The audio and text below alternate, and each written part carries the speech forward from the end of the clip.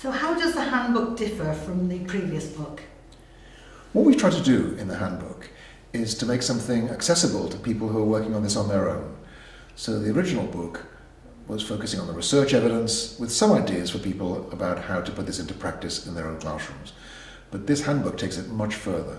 The idea is that a teacher or a small group of teachers who don't have enough people in their own municipality working on this to set up a TLC, a teacher learning community, they can just take a team of 2 or 3 people and they can use it as a workbook to actually plan their own professional learning and to keep track of their own learning journey as they progress.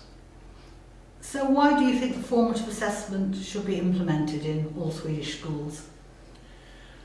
Formative assessment is really just a response to one truth about the world and one fundamental principle of learning.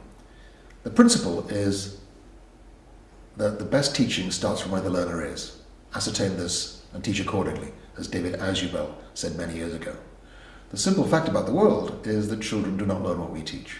And so formative assessment arises as a very simple response to the idea that the best teaching starts from where the learner is, and our learners don't learn always what we teach, and therefore we need to find out what they did learn before we try to teach them something else. I've heard you talk about tight but loose. Could you explain that? When you're helping people change education within a municipality or a school, it's important to avoid 2 traps. One is to make things too tight, to try to script lessons so the teacher's creativity is lost. The other trap is to make things so loose that teachers just relabel what they've been doing forever with the new ideas. So that's the idea behind this approach of formative assessment with teacher learning communities. It's tight enough to give teachers structure, but it's loose enough to allow every single teacher to find themselves somewhere in the ideas that we're presenting. Okay, so could you summarise the 5 strategies? The first strategy, and it has to be the first, is that teachers should be clear about where they want their students to reach, and they share that idea with the students, so the students know where they're going. The second strategy is about eliciting evidence, finding out where the students are before you teach them anything else. The third strategy is giving feedback that helps learners move forward. The idea is that we should find out what's going wrong and then give students advice about how to get further. And then the last 2 strategies underscore the fact that, as Rick Stiggins says, the most important decisions taken in classrooms are not taken by teachers, they're taken by students. The best feedback will be useless if students have no desire to learn. So teachers have to activate students as learning resources for one another, and they have to activate students as owners of their own learning. The idea is we use the power of students helping each other and students owning their own learning to take the learning forward. So what's the difference between a strategy and a technique? The 5 strategies of formative assessment, we believe the research evidence tells us will always work. So the idea of giving feedback can always improve learning. But how you give feedback depends on the circumstances in that particular classroom. So what we say is that the 5 strategies are always a good idea, but the techniques themselves require careful thought by the teacher. So the research tells us that the strategies are always good things to be doing, but how a teacher chooses to do that in their own classroom, which techniques they use, is very much a choice for the teacher. So the embedding formative assessment pack, could you summarise what's in that pack? What Siobhan Leahy and I have tried to do in the Embedding Formative Assessment Pack is to give a school everything it needs for 2 years of professional development for teachers focused on formative assessment. So it has agendas and handouts for 18 monthly meetings. It has a complete PowerPoint presentation with a transcript for kicking this off, for leading it in a school. It has examples of classroom practice, videos of students talking about this, of teachers doing it, to actually help people see what it looks like when it's really going well. So change isn't going to happen straight away. It's going to take time to change teachers' practice. Is that correct? Most schools are obviously under pressure to improve results quickly, and so people want quick fixes. And what we've learned in education is nothing works quickly. Things take time. So we're not going to promise that if teachers engage in this process of developing formative assessment, that results will improve straight away. What we have discovered is that within a year or 2, provided teachers engage in this process, provided leaders give teachers time to work together, then improved student achievement does result. But it's not going to be a quick process. It's going to take at least a year and possibly 2 years before we see a real impact on how much students are learning.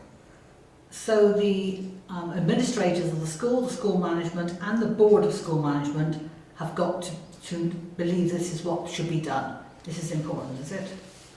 One of the most interesting things we've discovered by working with schools and municipalities is that the hardest thing of all is actually getting teachers time to work together. Even when school leaders agree that improvement of student achievement is a priority, they seem to find it very difficult to give teachers the time to work on improving their classroom practice. So the key thing is that leaders have to trust teachers, that if they're given this time, they'll use it productively. Municipalities, school boards, school districts, they need to trust leaders that actually the best use of teachers' time is often not putting the teacher in front of students, but giving the teachers time to work together to improve their practice. So when the teachers meet in groups once every month for 2 years, presumably there's someone leading that group. Do they have to be an expert? When people set up these groups, one of the things they often want to do is to put somebody in charge of each of these groups, and they often choose the person with the most knowledge about formative assessment. We think that's a mistake. What we've discovered is that when there's somebody in the group who thinks they're an expert about formative assessment, they end up telling others what to do. In fact, we've seen teachers in their second year of teaching being great leaders of these groups because they know they don't have the answers. This is not a group of experts telling non-experts what to do. It's professionals getting together to give each other mutual support for the things that each teacher has decided for themselves they want to improve about their practice. So do you think it takes a long time to plan before you start this, or should they just have a go? The only thing that needs to happen before these meetings start is that each teacher decides to try out one idea. As soon as each teacher has got one idea they've tried out in the classroom, they're ready to meet with others to talk about the experience.